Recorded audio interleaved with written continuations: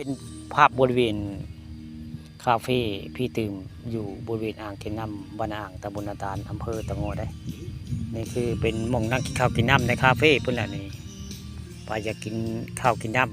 ำกินข้าวแซ่บเพลงคักต้องมาบริเวณอ่างเก็บน้ำหัวหินตาดบ้านนาอ่างตำบลนาตาลอำเภอตะโงได้ด้านอาหารของพี่ตื่มหรือว่าจานตื่มอยู่บริเวณอ่างเก็บน้ำหัวหินตาดได้บรรยากาศคักมีเพลงให้ฟังหรือว่ามีคาราโอเกะผมได้นี่คือเป็นภาพบริเวณอ่างเก็บน้ำห้วยหินตาดบ้านอ่างแล้วนี่บรรยากาศร่มรื่นพี่น้องนี่ใครจะมากินข้าวมาฟังเพลงกับคักในบรรยากาศนี่ร่มรื่นเลยมีต้นไม้ร่มรื่นในนักกินข้าวกินน้ำอยู่บริเวณอ่างเก็บน้ำบ้านอ่างตำบลนาตาลอำเภอเต้างอยผู้ค้าปาตะคำผสมวันนี้พามาชมอ่างเก็บน้ำบ้านอ่างตำบลนาตาลคนเปิดน้ำเลยพี่ตื่มคนเปิดน้ำทีมงานเพิ่นเปิดน้ำไว้พาปาตะคำผสมวันนี้มาบริเวณอ่างเก็บน้ำหัวหินตาดบ้านอ่างตำบลนาตาลนะวันอากาศคักที่ทัดงามวันงานนี้มีปีให้นอนไหมปกติก็มี2-3 ปีเลยในบริเวณคาเฟ่พี่ตื่มบ้านอ่างตำบลนาตาลนี่คือโจรโรงแรมมันนี้ให้มานั่งกินข้าวกินน้ำ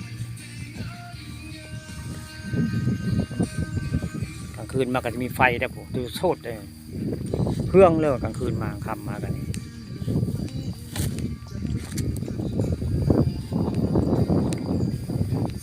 วันนี้อากาศก็จะลมเลยวันนี้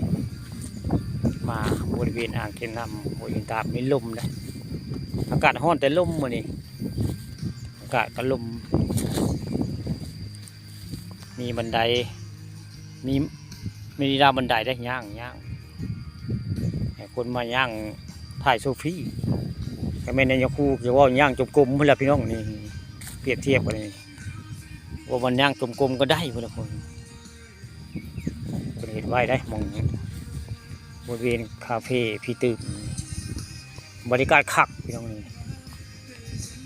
ยังมาเที่ยวก็มาได้พี่น้องนี่ร้านอาหารพี่ตื่มคาเฟ่พี่ตื่มบ้านอ่างตำบลนาตาลอ่างเก็บน้ำห้วยหินตาดได้บรรยากาศคัก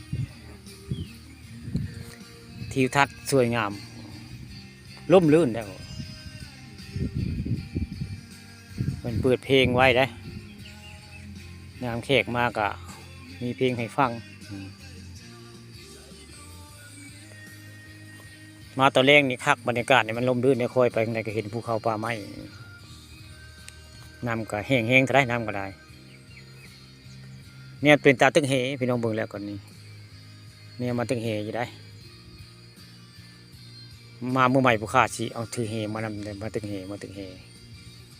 พอผู้ข้าเคยมาว่าไงมาเมื่อใหม่กะสิมาตึกเหอยู่ได้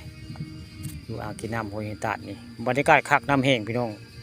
มาหน้าผู้ข้าเป็นคำผสมนี่สิถือเหมาตึกได้มาหน้า